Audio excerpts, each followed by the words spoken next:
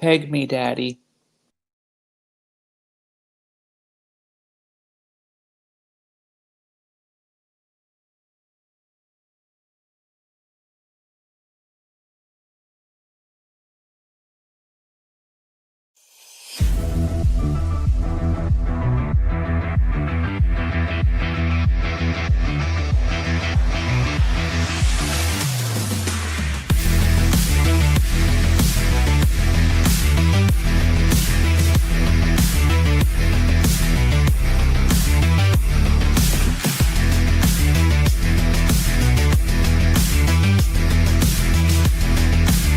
One man saying that is fine. If that's your opinion and you're not in it, that's fine. But there is an entire market of millions and millions of people that agree that it is a store of value. So, you can think one thing, but there's also a market, and markets tend to become efficient over time.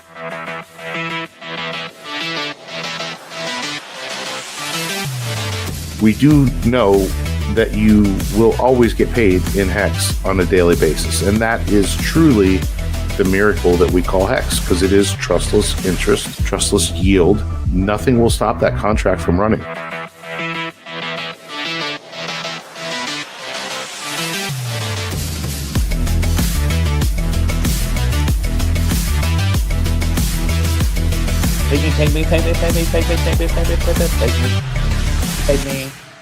Peg me.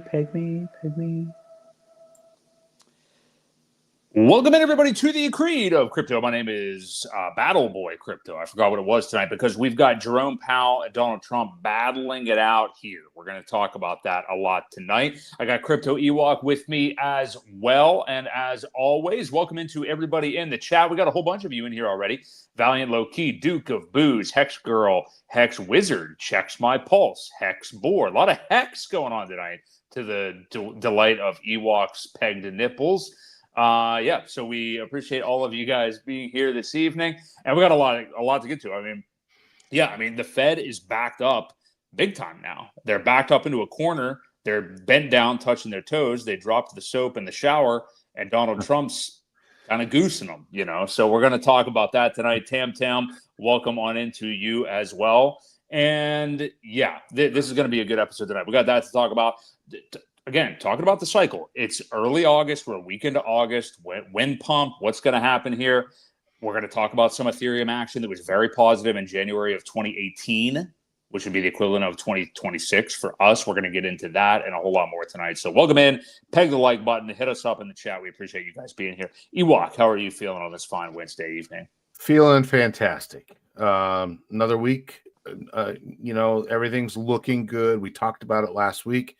We're having that little pullback that was what I felt necessary, just to keep things in check, to prevent the runaway freight train. Because when things run up that quickly, if you don't get pullbacks along the way, they fall really, really hard, really fast. So I'm happy to see that. It was a somewhat controlled pullback, and I think we're primed to just keep moving further. So yeah, everything's looking good. I'm quite pleased with where we're at. How the markets are sitting, everything that's kind of going on in the macro around us. I think we're looking good. We're looking for a September lowering of rates, which print some more money. Why not, right? Mm-hmm.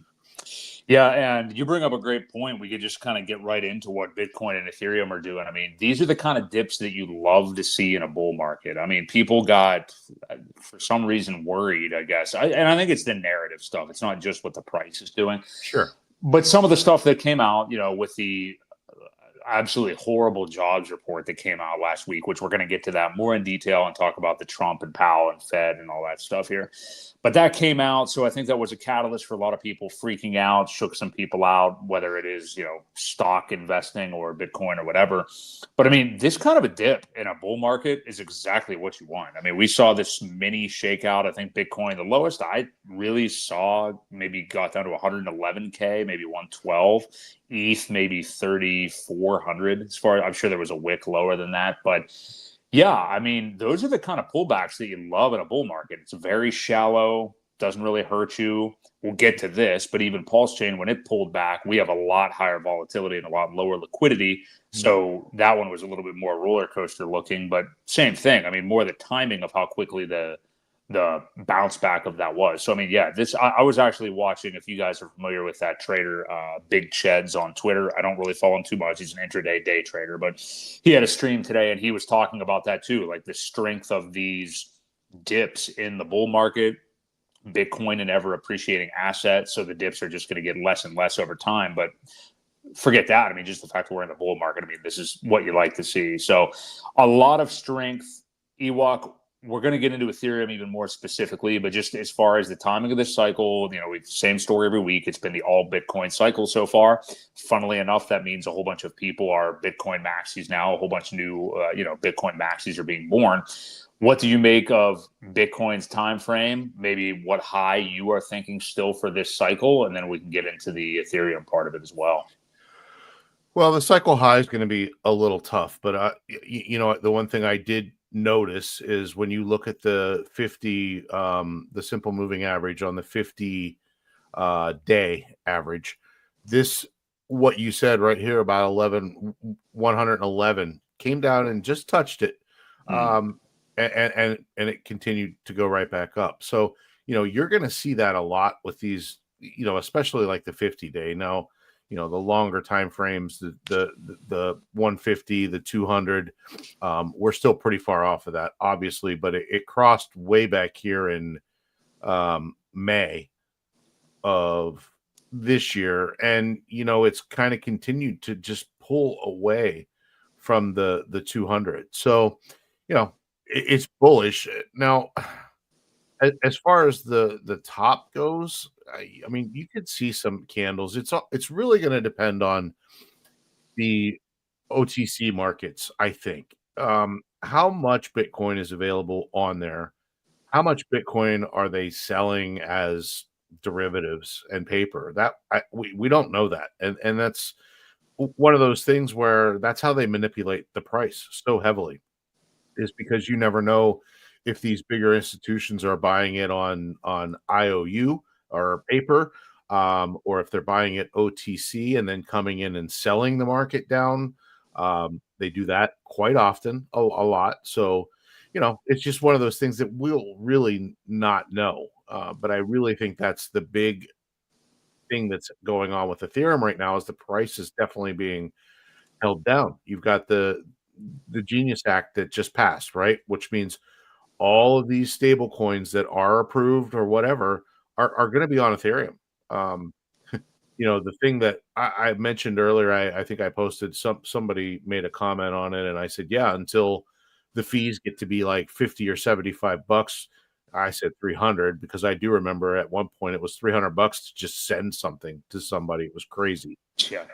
So what's Ethereum going to be like whenever everybody is using a USDC stable coin or whatever to transact with? It could get pretty crazy. So yeah, all in all, though, this is, Bitcoin chart, like I said, it's looking quite healthy. When you look at even the monthly trend line, I like to really zoom out on it.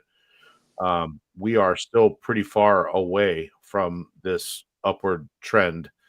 So yeah, it wouldn't hurt to even come back just a little bit. I think closer to it, maybe down the road a little bit. But when you go into, let's see here, if we go November, December, and even if we keep running at about this rate, let's see, come on, here, December-ish, we're in here. This is right along the lines of this trend. It could be anywhere between, this may sound crazy, but it could be anywhere between 215 to 250, which isn't that really that far off. Some people have predicted. So that's kind of where I think that one's going as a target. It just as this gets heated up, it's going to take off, and I think it could go pretty quickly. Well, yeah, I mean that range has been speculated by a lot of people. I mean, obviously Richard Hart tweeted about 240K BTC, not necessarily as a prediction, I don't think, but whenever that was probably back 2023 at this point. But yeah, that range has been a popular one. Now, you want to keep your head on a swivel too. I mean, not that we're invested in Bitcoin necessarily, but Right. when you get to 180K and we start to see like a deeper pullback or something, you can't. And we'll get into this even with Pulse Chain too. But I mean, if your thesis or whatever is 240, like you better have some other plan if it's not getting to where you think it's going to get to. So Sure. but I hear you though. I think that range is likely, and that would put us at what, like a 3.5x of last cycle's all time high of around 70K. So yeah. But yep. that's yeah. And speaking of plans, obviously you want to have some different. I mean, obviously it's your money. You want to do what you want to do, but strategically at certain levels, you should have marked for, all right, 10% off the top. Gets to this level, I'm going to take another 10%. Gets to this level, another 10%.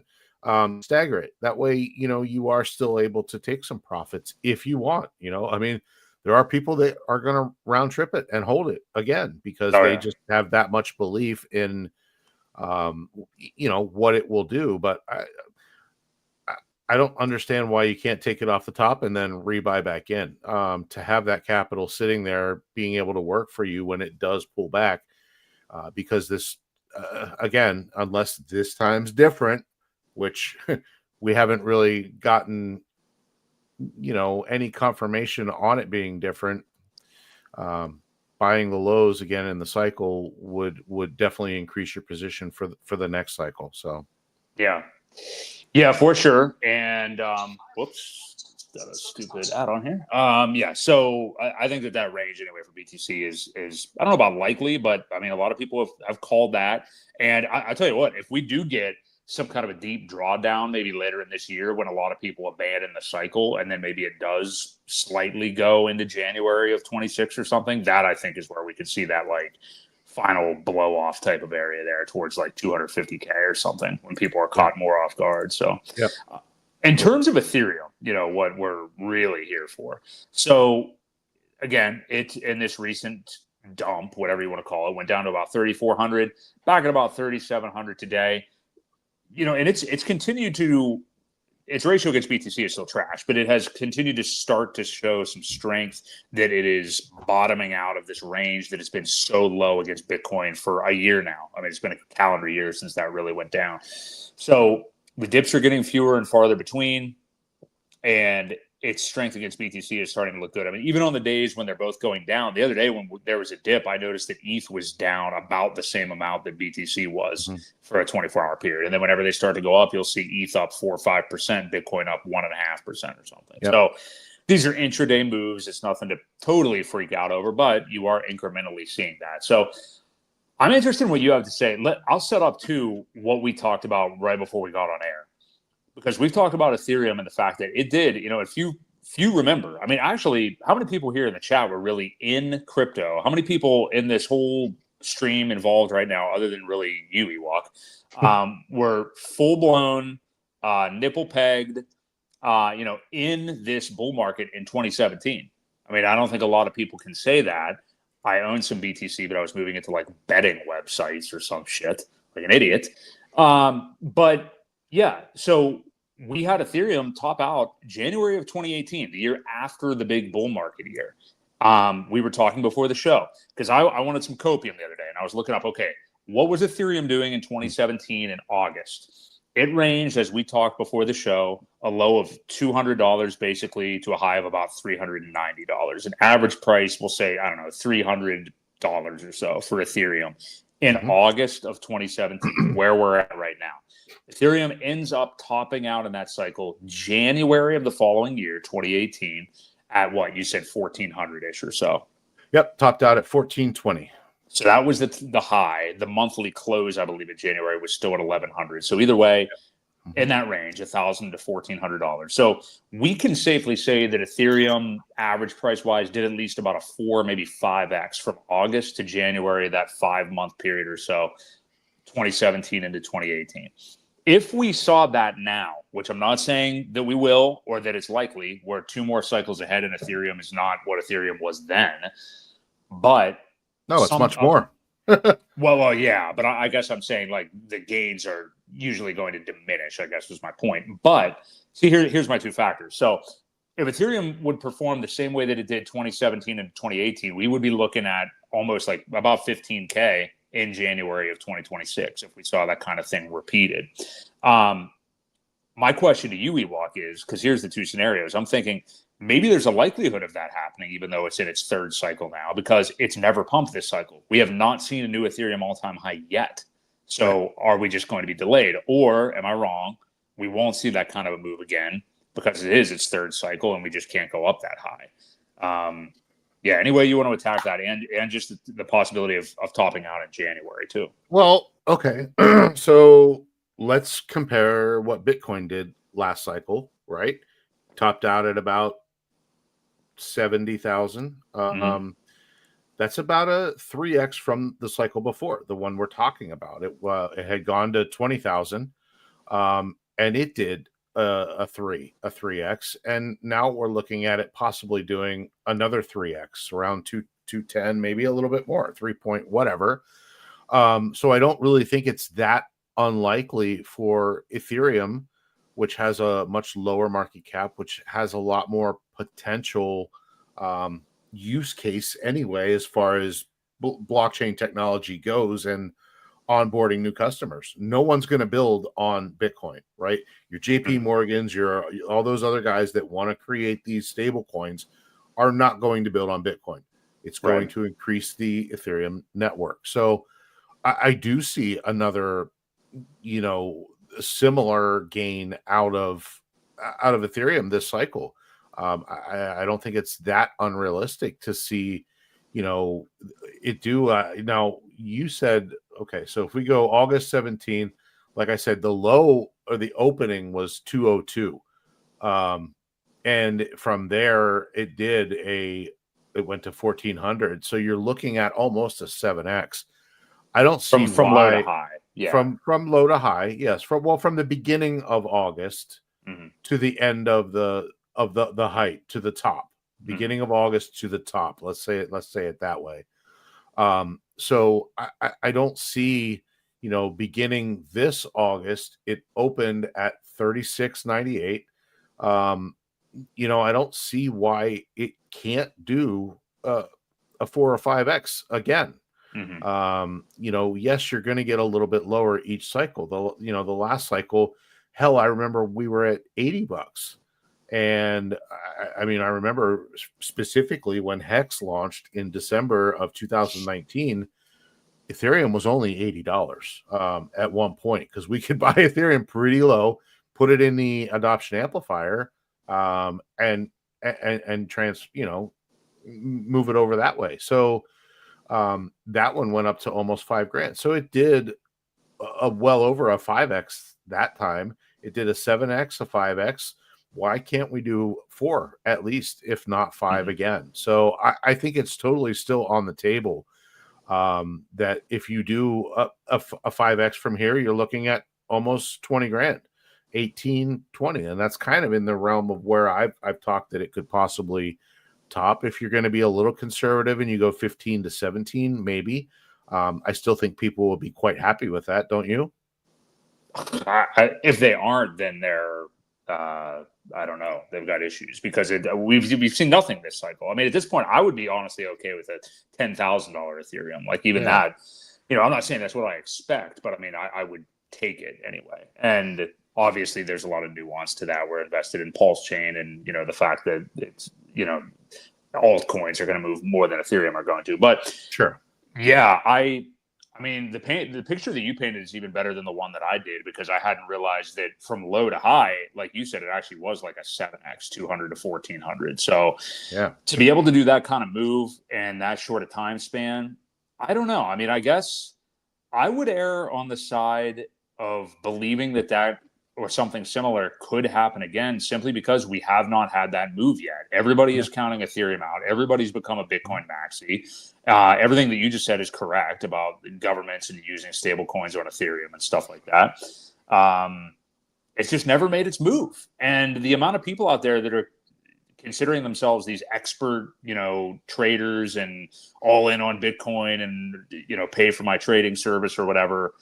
I mean, the biggest counter move is Ethereum right now. Like the biggest move again. All you're doing is the confirmation trade by continuing to be all in on BTC at this point. It just baffles me. Yep. Yeah. Well, I still think the price is being suppressed by these bigger companies who are not done buying. They are still accumulating. They're trying to accumulate. And again, what they do is they'll buy a handful of this stuff on OTC markets, and then they'll put it on the market and sell a portion of that back down. So the buy doesn't increase it very much at all, if any, because it's OTC. And then the sell actually brings it back down. So where that they can get back in another big deal on the OTC, come in, market sell a percentage of it. It's just a big cycle, and they're playing that game, and they're accumulating it. I really strongly believe that's what's happening, and that's why we haven't seen a run up yet. People know what's coming with it. The ETFs are not even in full force yet. There's just so much positive things that are about to happen with Ethereum that there are so many people trying to accumulate it and manipulate the price to keep it where it's at to get as much as they can. That's what I believe is really going on. Yeah, it makes a lot of sense. And I'm really glad we had this talk. Gave me a little bit of copium going into 2026 potentially. I know like your number one thesis, Ewok, hasn't been that we are going to run into 2026. But if we're only talking about Ethereum topping in January, excuse me, that's not like some gigantic departure into a world we've never seen before. I mean, it literally isn't. I mean, it did it in 2018. So yeah, that's where I think we're gonna be this time too. Yeah. Well, I mean, and honestly, I know people get this anxiety right now because it's like, you mean to tell me we only got like 3-4 months left in this cycle or whatever? I mean, January would be 5, and you do know how much can happen in that amount of time in crypto. I mean, a lot can happen. You've seen the downside of it. I mean, if you've been here since like people were talking in the chat, buying the top in 2021, like so many of us have, you've seen the downside. I mean, you saw Sam Bankman-Fried and FTX and 15K Bitcoin, and it's going to go to negative prices and blah, blah, blah. It can do that the other direction as well. So sure can. Just got to wait it out. Let's look at one more thing. We haven't checked the let's go to the daily chart here, and let's look at our lovely ratio and see where we're at.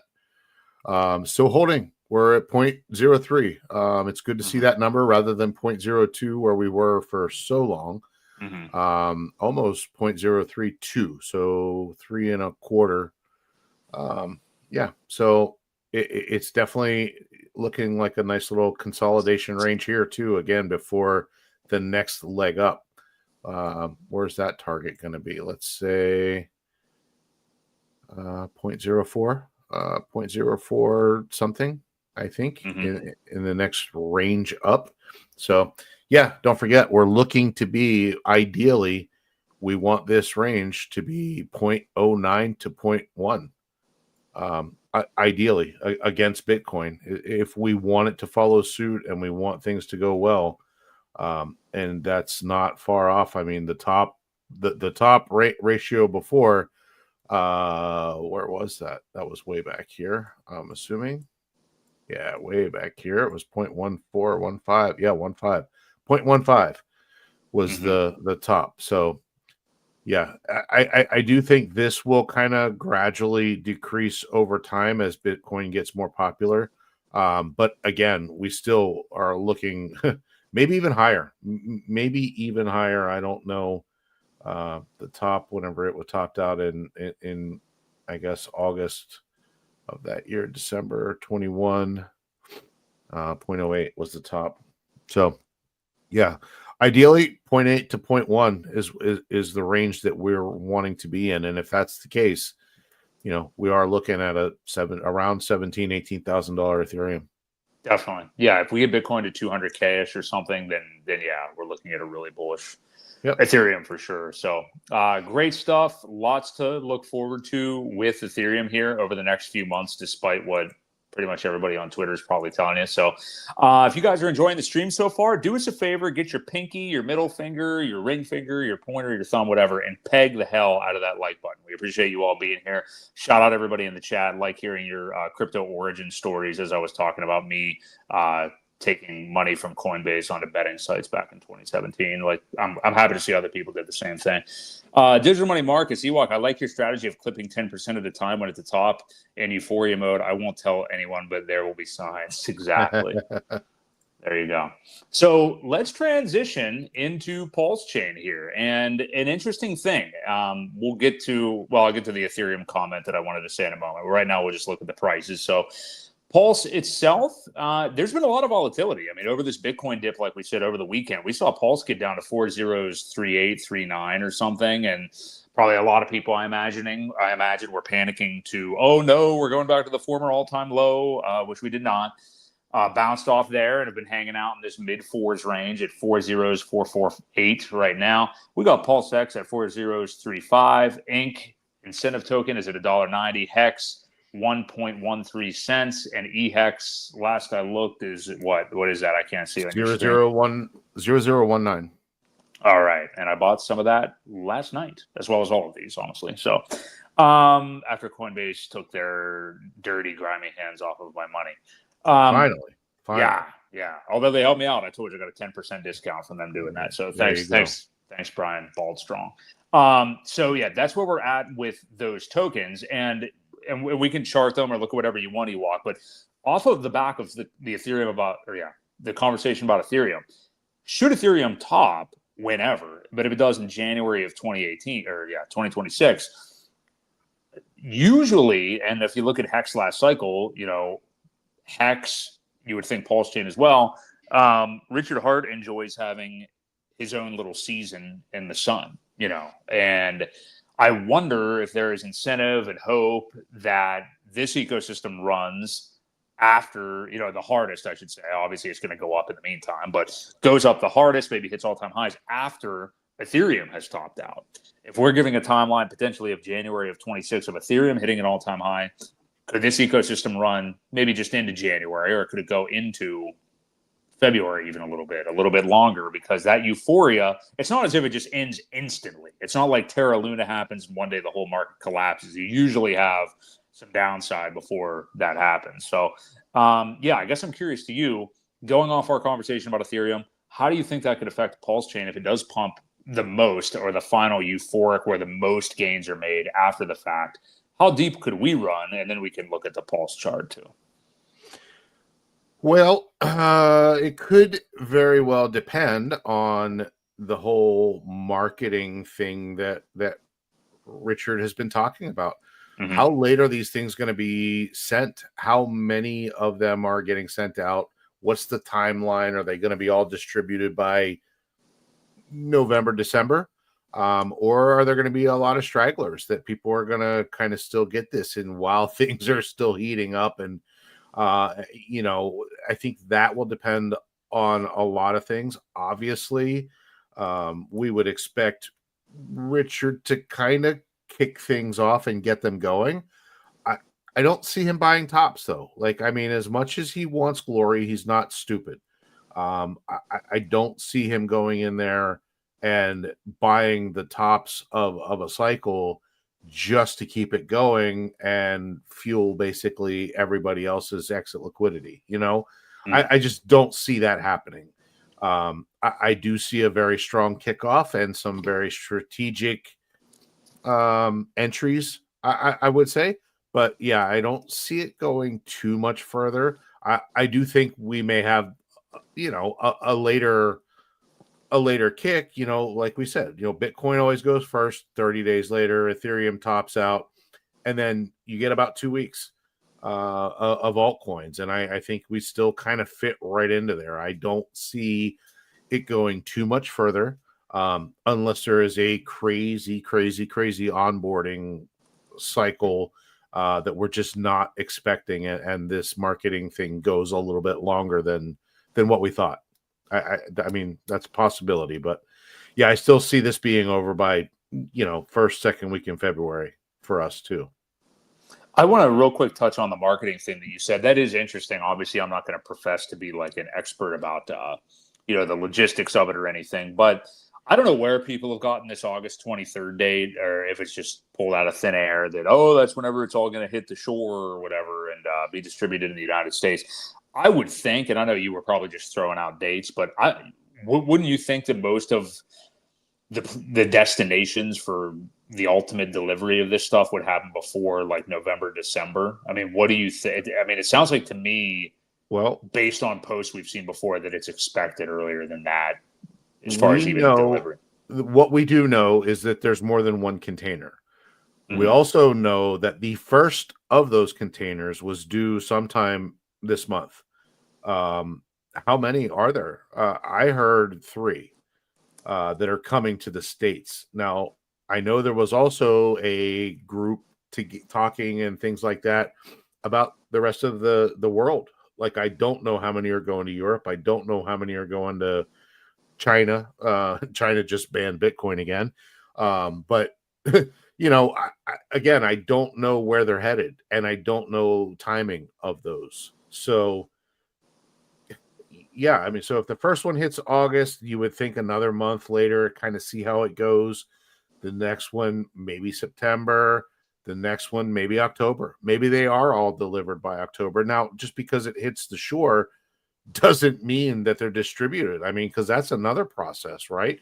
You've got to empty the container. You've got to get postage on them. You got to get labels on them. Somebody has got to take care of that logistical nightmare and get them labeled and shipped out. So, just because it's hitting the shores that day doesn't mean they're going to be in people's mailboxes. So, I don't know.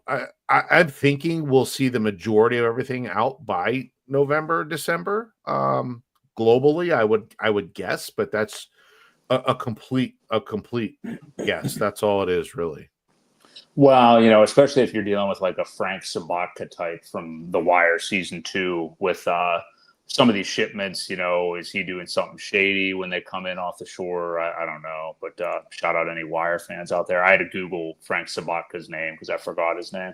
But anyway, yeah, I mean, I guess I'm with you though. I mean, if they do hit the shore in August, late August, mid-August, late August, whatever, that doesn't mean they're going to be delivered overnight, But the posts that we've seen before seem to indicate that I don't think it would be too much longer after that until we start to see things, actually hitting people's doorsteps or whatever. So, if you have any final thoughts on that part, and then if you want to look at the pulse chart here and tell me what you think, because I mean, this drawdown that we had, I mean, it was somewhat violent quickly, as the rest of the market went down. Yeah, wreck.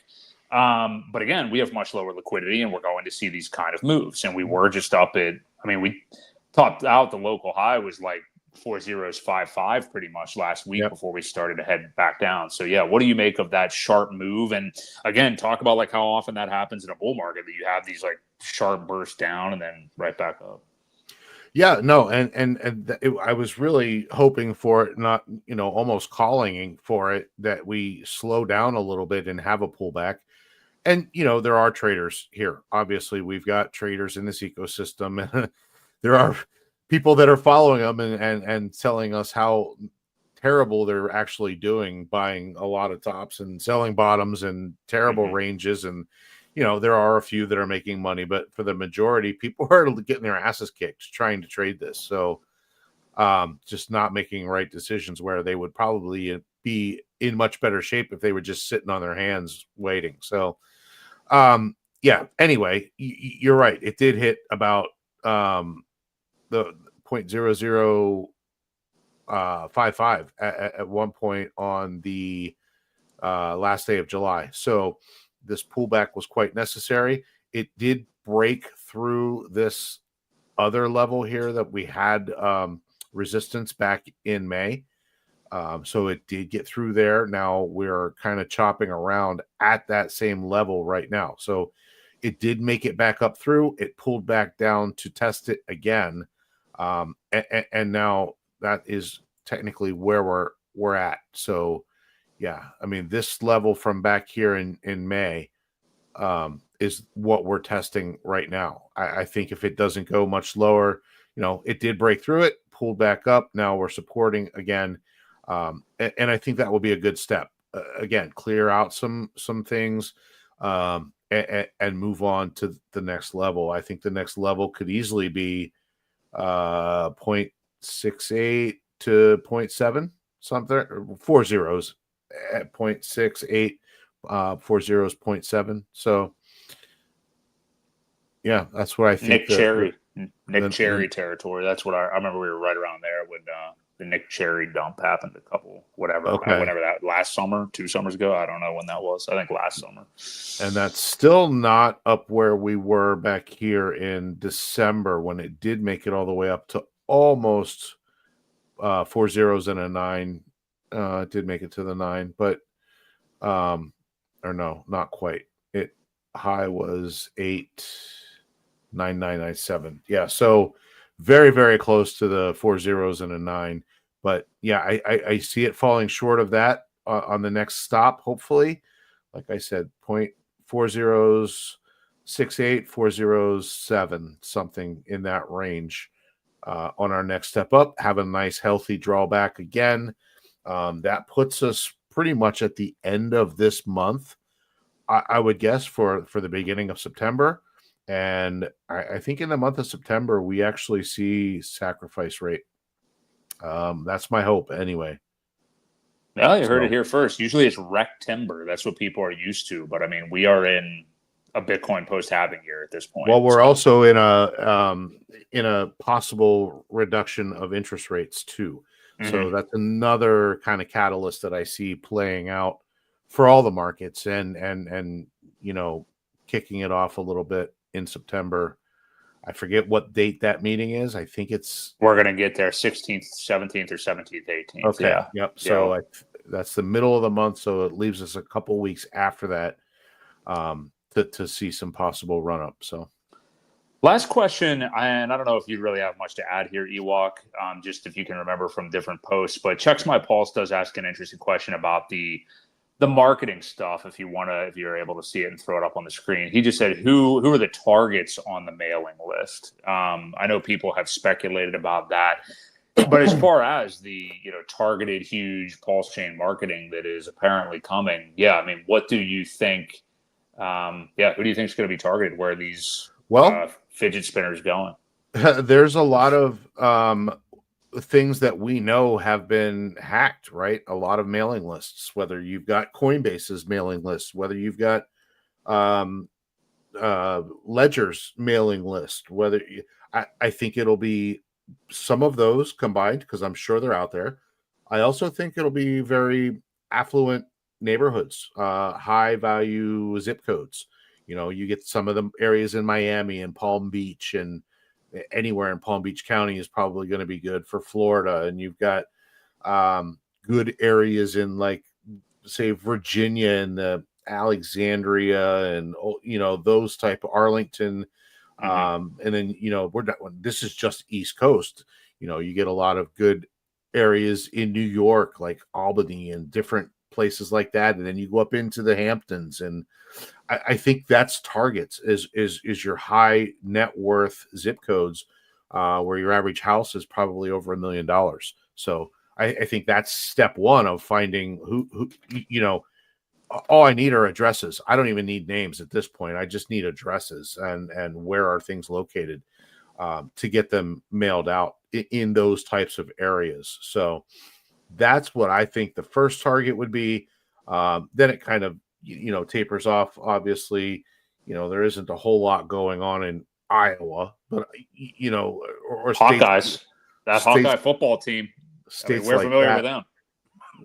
Obviously, yes, there are like college area towns that have a little bit more dense population, but as far as it goes, it's mostly fields, right? I mean, anybody that drives across the Midwest can tell you how flat and wide open it is. So not a whole lot going on there.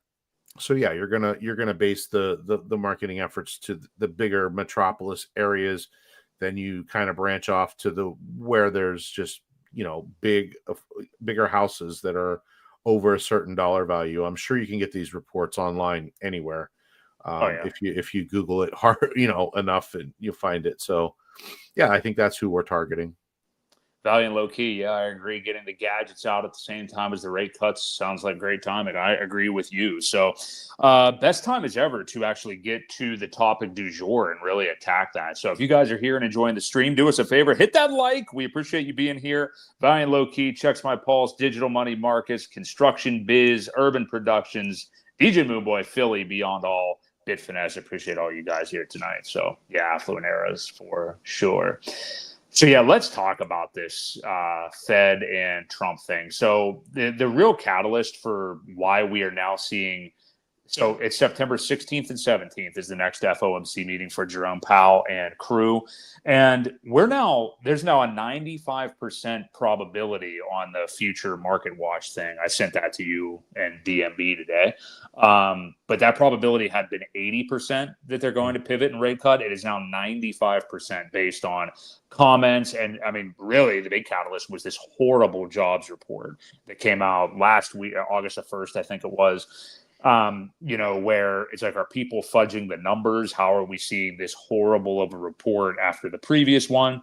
Trump, in normal Trump fashion, goes off and fires, I don't even know who she was, the head of whoever puts those numbers together, which she could have just been reporting numbers. I don't know. I don't know. I don't know what it is. You know how that guy works. Who knows? A lot of interesting things going on there. But the fact remains, hey, even Powell was actually touting labor metrics. This isn't like as if Trump was only saying this and lying, and Powell was on the opposite. And he actually was saying the same thing. There's clips of him saying that recently because there were reports that were showing that it was much more positive. Now we get this horrible labor metric report. And now it seems as if there's a virtual guarantee that they will cut rates here in September. I mean, Powell has held off long enough. Obviously, there's a contentious relationship between him and Trump. We knew that was going to be happening from the get-go. Are we at the point now, though? I mean, this is just a perpetual question here in our country, is the can will forever be kicked down the road. They bring inflation down, allegedly to a level where it's around where they want it to be. And just when it's a little bit close to that, now we've got this data and we've got to cut rates and start printing money again. And, me and DJ Moonboy were having an interesting conversation the other day about, it isn't good for America. It's not good that this stuff keeps happening and the dollar keeps devaluing. I guess on one hand, if you feel celebratory for being in crypto and not participating in their game, but on the other, yeah, it's still not good for the country. Right. So anyway, we'll get to that more esoteric type dilemma there, I guess. But in terms of what you think will happen, Ewok, in terms of not just the cuts, but potentially printing money, how that will look, what do you think? I mean, is Powell totally up against it here? Well, I think he has to be. I don't see a way around it. Like you said, I think the odds are 98% in favor of a rate cut. It may only be a quarter of a point, which is most likely. I don't see it going higher than that. And again, we know when this stuff happens, it kind of gets priced in, right? So keep an eye out for the beginning of September, people trying to front run it, and so it becomes priced into what's going on. So yeah, I mean, that's the hard part, right? Because everything we buy is in dollars. Yes, we're in crypto, and yes, the value can usually go up with the decreased value of the dollar because crypto it is meant to kind of get around that stuff, right? And that's why it was created in the first place, was after the whole debacle in 2008. So it just sucks that everything that we buy is in dollars, that you can't keep kicking it down the road. Eventually the dollar will fail. I think Richard Hart had said at one point, it's usually an average of 50 years. I heard that from him I don't know what the actual number is, but when you have a currency that's backed by really nothing, I mean, you can say it's backed by the military, but really all it is your faith and belief in the government is what is backing it now. And with the way that they have just spent money into oblivion, I don't see it stopping. Plus, the interest rate on the money that we do owe back is forever out of control. You know, it's like that loan that gets away from you and you spend all your everything you pay back goes to the interest. Hardly anything ever goes to the principal. So, you know, that's where we're at. And unfortunately, yes, we are in crypto. Well, fortunately, we are in crypto. Unfortunately, the dollar is what is priced in everything. So the price of everything goes up. Whether you cash out your crypto to buy something, you're still paying it in dollar value. So yeah, it's where we're at. It is what it is. And yeah, they just keep kicking it down to the next guy and say, not my problem. Yeah, I don't see an end in sight. I mean, if it's not going to happen with this administration, you know, when is it going to happen? And I mean, I don't think I was ever deluded enough, you know, while I preferred Trump winning the election to Kamala Harris, obviously. I don't think I was ever deluded enough to think that this stuff would obviously, like, we still choose to be in crypto. You know what I mean? Like, the whole point is it doesn't matter who the president is, literally at all, because they're not the ones that are really running things. It is people, it is groups like the Fed, like unelected groups of people that make all of the monetary policy decisions, you know?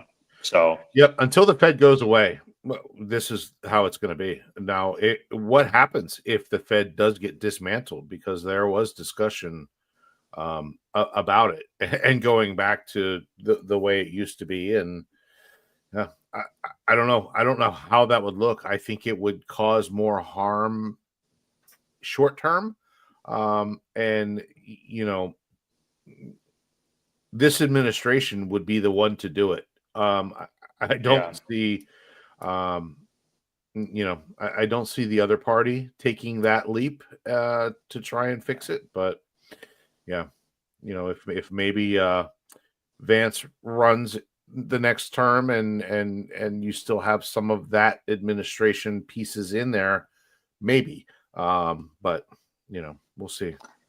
I am under the impression that they're all just going to be muzzle mouthed as soon as they get in office and find out who's really in control at this point. But yeah, we will see. I mean, there is dissent within the Fed in terms of whether they should have already been cutting rates. I mean, not unlike the SEC as we've seen the last couple of years, with a lot of people hating what they're doing under Gary Gensler. There's a name we haven't mentioned in a while. But the Fed, I mean, there are people that already thought they should have been pivoting that are within the Fed right now. So it's interesting. There is that dissent. Obviously, they don't really matter, I guess, because Powell's the one that makes that decision. But it seems like we're on the precipice of that happening. Yes. And in terms of our precious alt season, I mean, just to make it all about us, which it isn't really. I mean, yeah, exactly. Hex Girl from the Fed is an illegal entity. Yeah, it doesn't make any sense, but nobody's really doing anything about it. So, where was it going with that? I don't know. I mean, you know, for our altcoin bags, which, you know, you can say selfishly that we want that to happen, but hey, we're also looking to improve the lives of our family. And I think people that, you know, have the values that usually being in cryptocurrency brings with it, you know, helping to make the world a better place is a good thing, honestly. So, yeah. Anyway, do you have any kind of final thoughts on that? I guess we'll have to see in September. It's going to be a show for sure. Yeah, it'll be a show. I'm excited to see how it all plays out and how much we actually do get. You know, what would happen if it goes from 0.25 to 0.5? Wow. Yeah. Could be interesting. What if they did a 0.5 move? That'd be insane. Could be interesting. Yeah, and hey, let's not forget, it's not like that's just September. I mean, I didn't see the whole meeting outline, but usually they go like September is mid-September, then they probably have an early November, then they probably have a mid-December, and then probably end of January or so. Yeah. So it's usually kind of mid-month, like every 6 weeks or so. So, right, gonna be interesting for sure. Let's get into this Richard Hart post the other day, and I think this is really interesting because, you know, since Richard has been espousing the stuff that he has about crypto since way back in 2016, 2017, and just about life and things in general. People have, I'm looking at Ewok here, looked at everything he says as gospel, and would do anything for the man. So, and that brings up an interesting point, because a lot of people will see the different things that he says and say, like, well, Richard said this, so that's what we're going to do, and people will do that. So I think this post he made is really interesting, and we can talk about who it's a sub tweet to. I mean, I don't know, people are mentioning Liberty Swap, of course, but even if it isn't Liberty Swap or really directed or about them or anything, this could be about so many different things. And I'm actually really glad that he did post this. So we'll read what he said here. He said, the myth, and I'm sure he saw that people are putting words directly in his mouth, but he said, the myth of Richard Hart approved, quote unquote, nearly nothing is. I explained to you the risks and how you can do things better. Hopefully you take the advice and it works out for you. So I'm once again going to tell you how to do things better and hope it helps you. Reduce your counterparty risk by spreading your transactions out. All off-chain exchanges and all bridges have counterparty risk. You greatly reduce the risk to you if you just spread whatever you're doing over smaller transactions. Other tips that work on the same idea: use different types of hard drive to do backups, so they're basically less likely to fail at the same time. If you use a Virgin wallet to transact and you get hacked on it, you don't instantly get hacked on everything upstream, and it's nearly free to do. So Virgin wallets as condoms before connecting things is quite affordable insurance. And for instance, if a bridge is really fast and affordable because it doesn't have a bunch of validators that have to approve a bunch of multi-sig confirmations, it's faster and cheaper, but in theory has more counterparty risk, which is definitely true because it doesn't require collusion of validators to, sorry, I'm just catching up. I don't know. Make problems. So if you're using a faster, cheaper bridge, know that it's more risky, but you can reduce the risk by splitting up your bridging over time, yada, yada, yada. Things must be good or bad based on your evaluation of them and how you use them.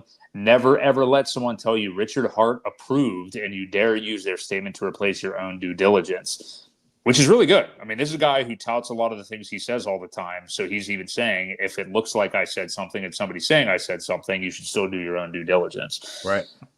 He's kind of covered his own ass too, which I would as well. He said, you must reward which is good by knowing better from worse, using your own mind. I'm in cryptocurrency to remove counterparty risk and increase efficiency. We're lucky such awesome computer science breakthroughs and open source software exists. Let's spread the word. I hope you enjoy the free tips. P.S. Random, if you want to have two kids divide a cake evenly amongst themselves, have the first kid cut and the next kid choose. Good stuff there. Yeah. Anyway, so what do you make of this? I mean, is he talking about Liberty Swap? There's all this stuff swirling about Liberty Swap right now, and I don't even really care to get into as much to the meme coin thing that they seem to have some involvement in this Peacock thing. We can maybe get there in a minute. But I think people are seeing that, and they're starting to get like, oh, I thought these guys were benevolent, and what's going on here? And, because remember, Liberty Swap came out of nowhere. RH seemingly was one of the first people to post about them. They have all these gigantic money inflows coming in out of nowhere, and everybody and their mother loves them. Yep. But then you start to see, there's a pattern that we're all very familiar with in crypto. Seemingly cool guy comes into the community, whoa, who's this guy? Oh, he seems cool. Next thing you know, there's a token. Next thing you know, there's a website. We've all seen this story. I'm not accusing Liberty Swap of that, but you should be the due diligence thing that RH talked about. If you're in crypto and have been even for 6 months, you should know that you should look at everything with a skeptical eye. I know that B Roots just the other day, I'm not going to say he was talking about Liberty Swap, but if you look at the comments and what he was saying, he talked about new quick bridges popping up every single bull market, and every single time something negative happens. And I'm sure you have some experience with that too, Ewok. So yep. A lot to cover here. I'll shut up. What do you think of the RH post? Is it about Liberty Swap? Whatever angle you want to take it. Well, so kind of. It kind of is. I don't think he is saying anything bad about it. What he is saying is the faster that things go on blockchain, the more you have sacrificed security. We talked about this last week, how Liberty Swap was actually operating. They take money in, they have money sitting on both sides. Essentially, their protocol takes it in, boom, sends it right along. Then in the background, they're bridging the actual money over so that it's there. So they're covering the transaction, right? So they are sacrificing security for speed. We look at XRP. XRP is super fast.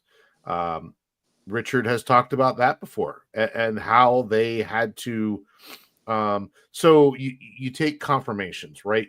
Some coins that you send require a certain number of confirmations before you can actually spend the token. Well, you can make it faster by requiring less confirmations, but you risk the security of something happening within those blocks. So what he's basically telling you is if you're going to use these things, break it down. Don't send it all in one transaction. And I think people misunderstood it as like you shouldn't use it just because I promoted it or I said, hey, this is here. He's saying be smart about it. If you've got $2,000 to send somewhere, break it down into $500 a piece or something like that, where if you get burned, well, you still got 2/3 of it left, or 3/4 of it left. If the first one doesn't go, you didn't lose everything. So that's what he's trying to tell people, is to break things up into smaller transactions. Don't send everything all at once because there is risk to it. He's not saying don't use it. He's not saying anything bad about it. Yes, I know the stigma for these new people coming in. All of a sudden there's a coin. This wasn't Liberty Swap. I don't know how far you read into it, but there was a person named Humpback something who created this token. They followed me, yeah. Who has created many other tokens, and they all failed. If you or I were to put out 100 tokens, maybe 2 or 3 of them would catch on. The other ones are pretty much failures, and that's how it goes in meme land. Your meme tokens have to catch on, or you have to be an extremely good marketing type of person. So somebody gave them a sizable chunk. They probably ran with it and said, we might as well market it, right? We've got all these people listening to us. Let's talk about it. Let's make some cool memes. And we've got a chunk. We didn't have to do anything for it. Now all we got to do is talk about it. Nothing wrong with that. I don't see anything wrong with what they did. And there are people that are, you got Rackham who was blocking them and now talking shit about it because now it's taking from his. So you have to realize that's happening too.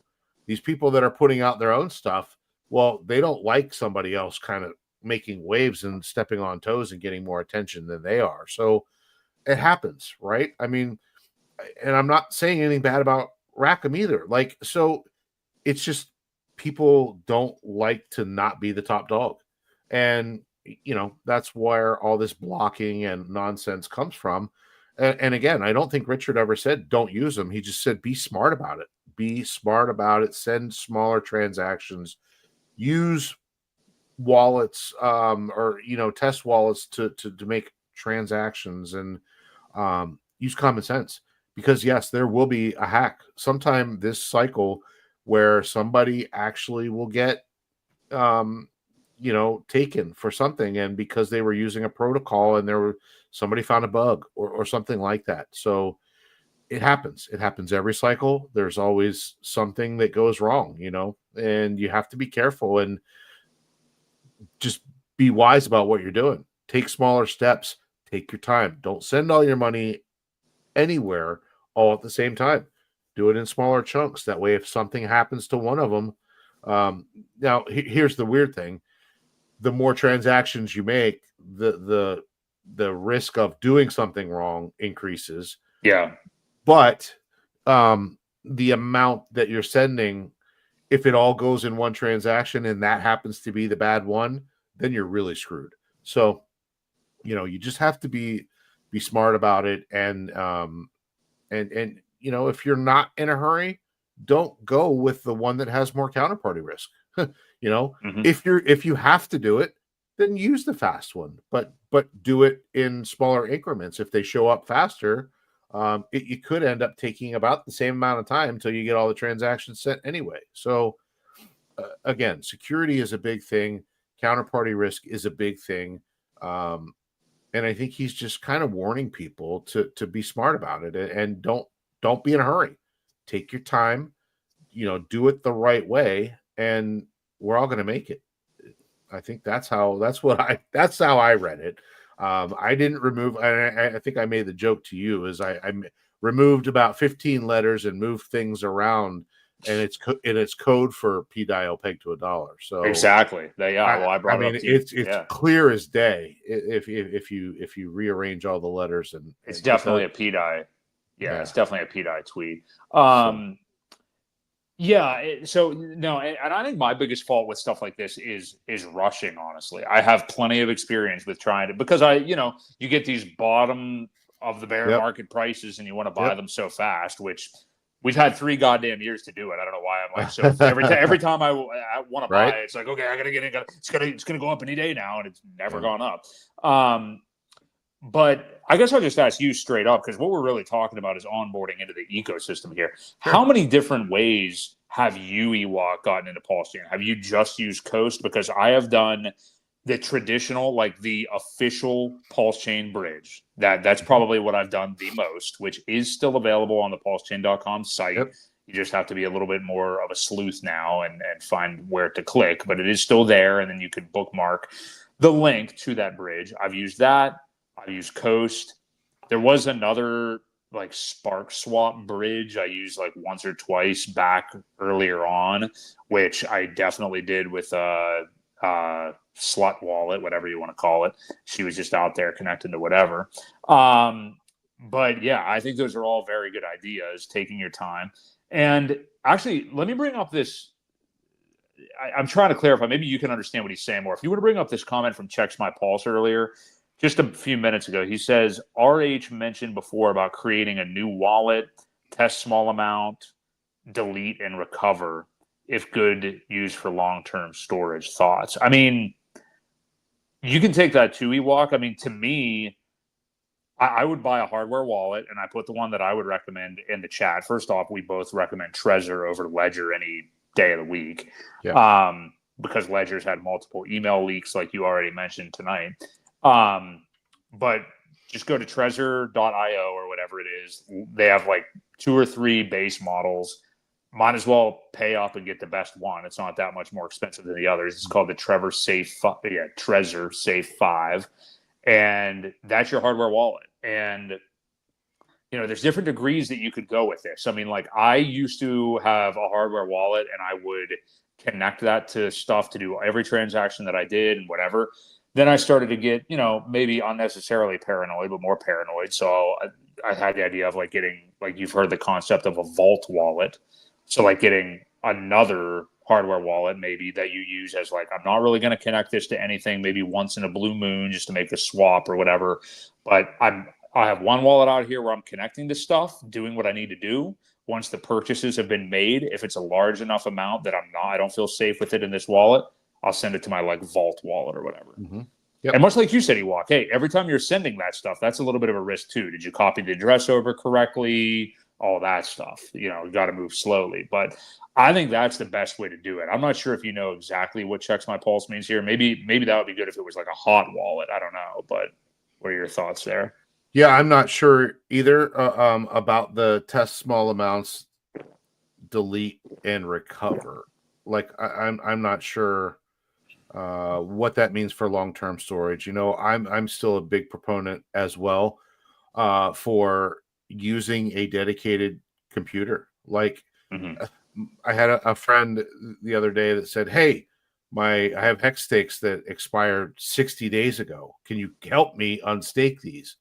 And I get there and it's on a Android phone. Oh God. And it's just so difficult, and so it's just clunky. It doesn't ever really work that well. You're connecting to MetaMask on the phone with this and that, and what sucked is he lost 7% of his rewards, or actually of his whole stake, because he waited again, 60 some days. And after the 2 weeks is up, it starts to tick at 1% a week. So anyway, my point is, don't use a phone. It doesn't work well. I'm a big fan of having a dedicated $200 or $300 computer that you only do crypto on. You don't answer emails. You don't go to websites.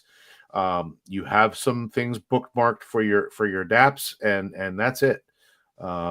It's just one more thing that can go wrong. So yeah, I'm really not sure about this. I mean, you can. I think what he was talking about earlier is creating just a fresh wallet to interact with, adapt with. Like if you're going to connect to a contract or something like that, send your money into another. Holy crap! Was that Max? Yeah, shout out Max with a 5555 super chat. Thank you, buddy. Appreciate that, bro. It. Yep. Yeah. So create a wallet to send things to, interact with it, and then do what you have to do. You can delete that wallet, or you can use you can create another address and just keep doing different things with it.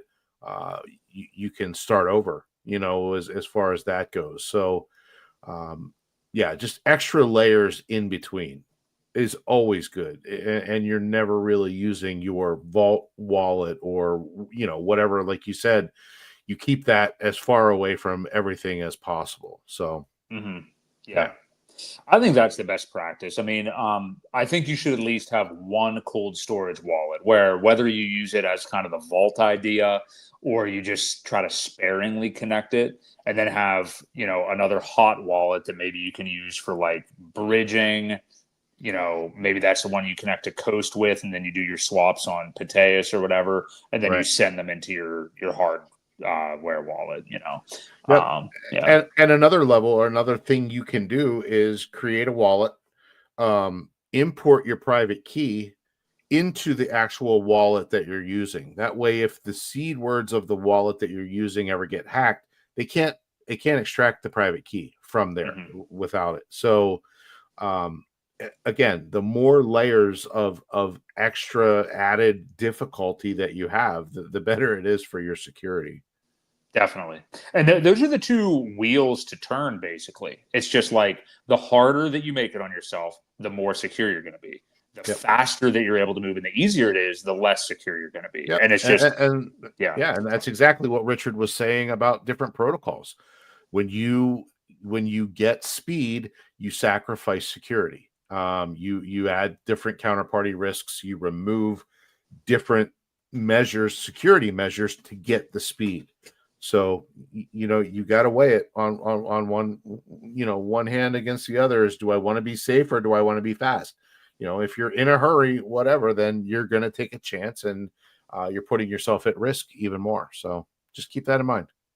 Checks My Paul says, for long-term stakes, do you trust second-party devices? When you say second-party devices, I don't know if you mean, I'm not sure what you mean. Are you talking about a wallet, or are you talking about a platform? I mean, for me, ideally, if I was still making long-term stakes, I would want to make sure I'm doing them on a hardware wallet for sure, because, once you do them, as many can attest, I mean, I'm sure many people I know, but in the early Hex days, were probably doing long-term stakes that turned into amounts of money they never thought they would ever even see, were on hot wallets, because you're probably not thinking, oh yeah, this will just do a 10,000x and I'll have $10 million.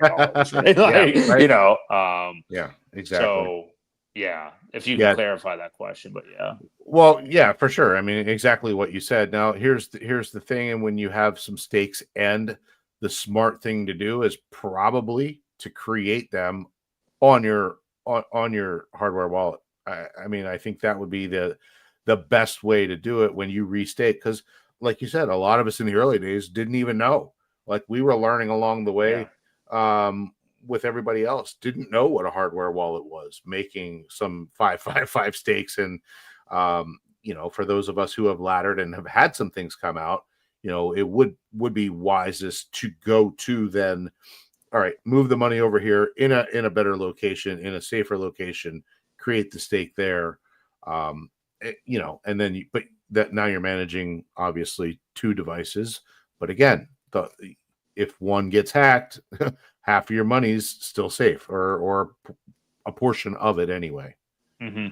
And not to like totally scare people, although it's probably better if you're scared than not, I guess, when it comes to this stuff. But like RH has said even before himself, like this is likely not going to happen to you. Like you likely will not get hacked. Your seed phrase. If you're smart.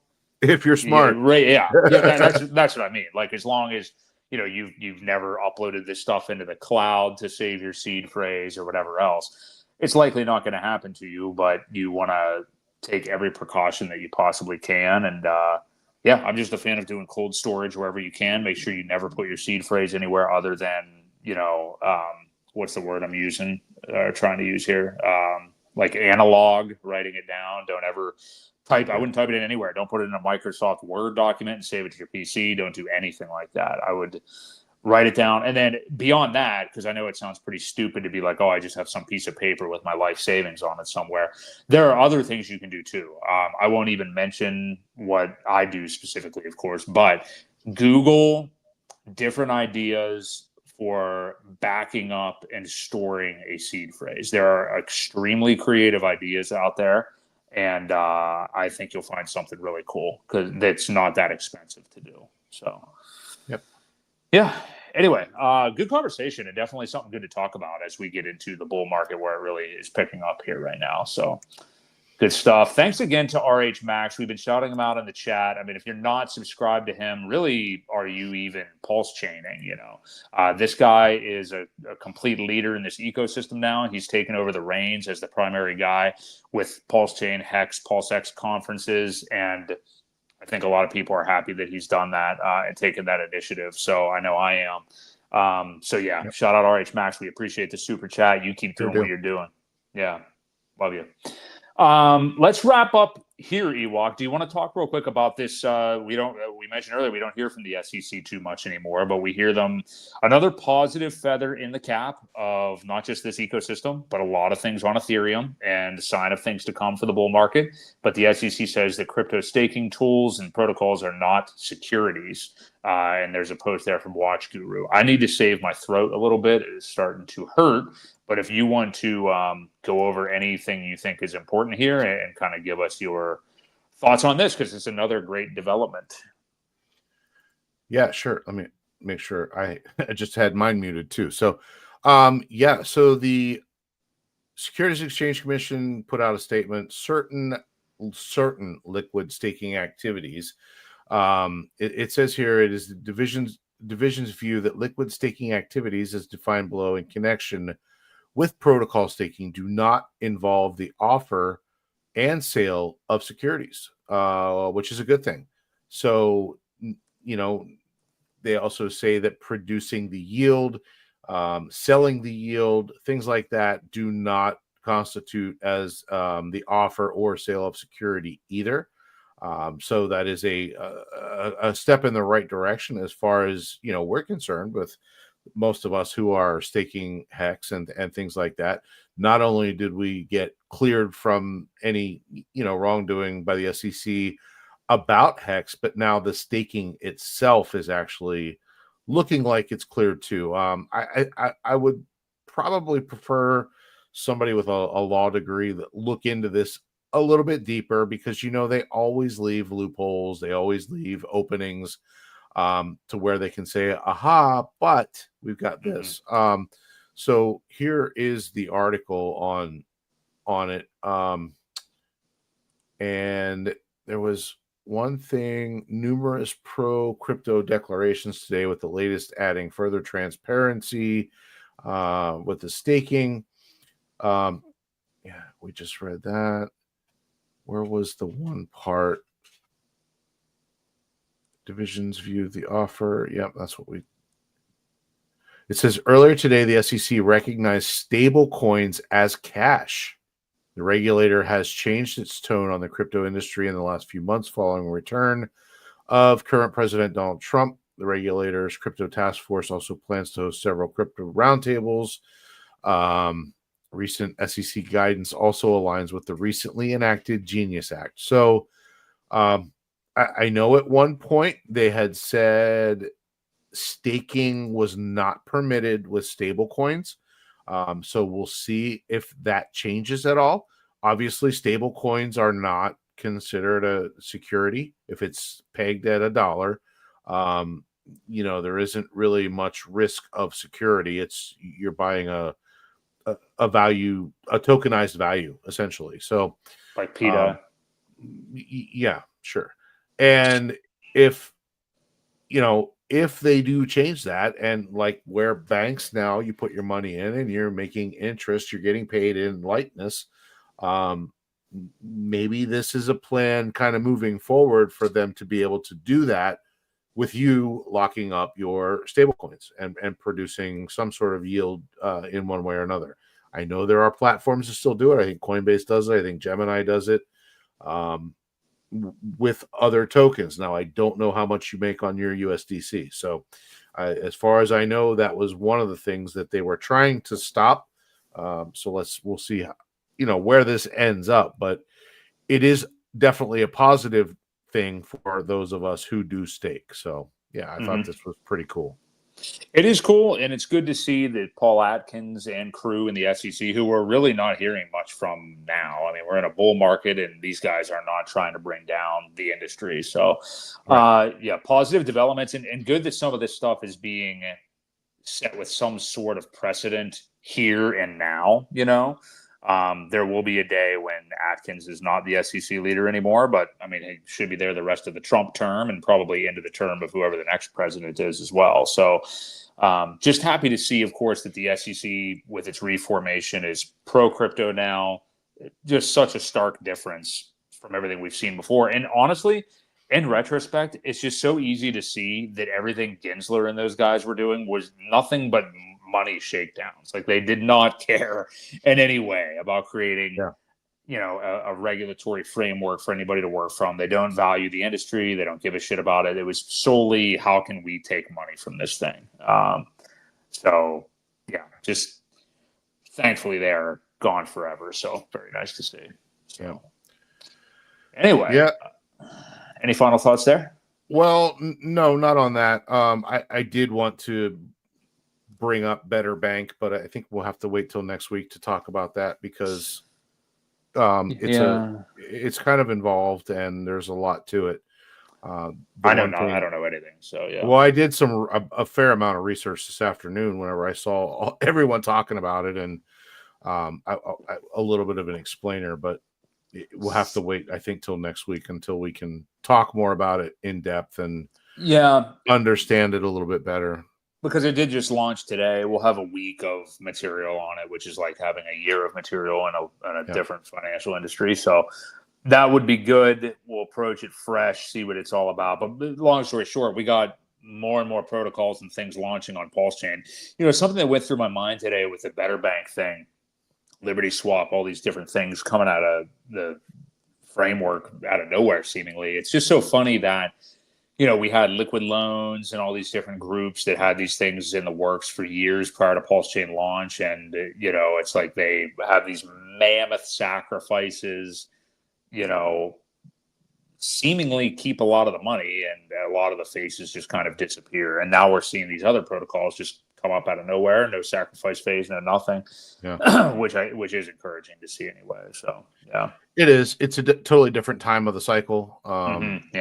So I think people are kind of banking on that too. It's just, all right, well, we're not going to take your money beforehand. We'll take it after. So we're going to get you one way or the other. We're going to get you one way or another with these platforms. Oh yeah. We didn't mention the guy from Tornado Cash being found guilty today too. Yeah. On his unlicensed money transmitting business. They did say that he was found not guilty on 2 of the counts, 2 of the 3, I think. But the one that he was found guilty of was the operating an unlicensed money transmitting business. So, word on the street is that he will appeal it to the higher courts and whatnot. But I don't think he was granted bail. I think they're still keeping him in jail. So, hopefully that sucks. This guy, his name's Roman, I believe, Hopefully we get this straightened out for his sake. And you know, another one that we want to fight for is, you know, somebody who made a protocol and now he's sitting there because he made a decentralized protocol that people use to basically maintain their privacy. And governments don't like privacy, man. So keep that in mind. Say a little prayer for him. Hopefully it all works out in the end. But yeah, it's another blow to the industry, though. Yeah. Even though we've got a lot of good stuff happening, they still don't want you to have privacy. They want to know what's going on. So yeah, keep that in mind. That's another thing, much like the infinite money printing that may never go away, is, you know, Big Brother is always watching, obviously, as George Orwell and Huxley and many other authors have told us in the past. So, yeah, good stuff. Shout out everybody in the chat. This has been a great show. We appreciate all you being here. So many great bullish vibes. Thank you, RH Max, for being here in the chat, man. Checks my pulse. Digital Money Marcus. So you're the only two guys I see in the chat for the last 10 minutes. Enoch, of course, Brenton, Philly, Hex Girl, Ash, Tam Tam was here earlier, DJ and Moonboy, of course, Urban Productions, just a bunch of you guys. We appreciate all of you being here. NJ Dub. We do this every Wednesday night at 6:30 p.m. Eastern Standard Time. We'll be back next week, same time. The following week, which would be the 18th, I believe, or something. No, 20th. We'll likely be taking the week off unless you want to fire something up, Ewok. I'll be joining Max on one of his panels that evening. Yes. So forgot about that. I've already spoken to him. So I'll be doing something Wednesday evening on that panel, whatever one it is that night. So yeah. Urban Productions, Broke Boy, soon to be Lambo. Well, next week I'm going to be Birthday Boy Crypto, so that's going to be out there next week. So we'll see if I get a Lambo. I'm not sure, but appreciate all you guys. We will see you next week. This has been Battle Boy Crypto with Crypto Ewok. We'll see you next week right here on the Creed of Crypto. See you guys.